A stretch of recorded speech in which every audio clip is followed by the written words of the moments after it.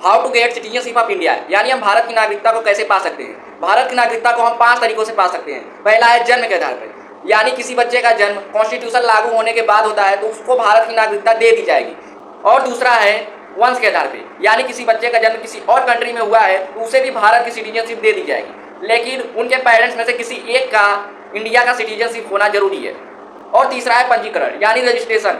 यदि इस विधि द्वारा कोई व्यक्ति भारत का सिटीजनशिप प्राप्त करना चाहता है उसे भारत में 7 साल रहना होगा और इसके बाद उसे इंडिया का सिटीजनशिप दे दी जाएगी। और चौथा है देशीकरण, यानी नेचुरलाइजेशन। वैसा व्यक्ति जो भारत के कम से कम एक भाषा को जानता हो, भारत के प्रति सकारात्मक सोच रखता हो, वैज्ञानिक या कला में निपुण हो, साथ ही लगातार भारत में 12 साल तक रह रहा हो तो उसे भारत की नागरिकता दे दी जाएगी।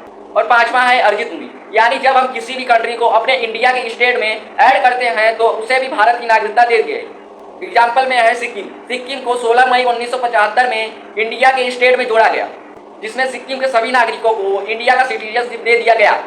यही 5 विधि है इंडिया की नागरिकता प्राप्त करने का।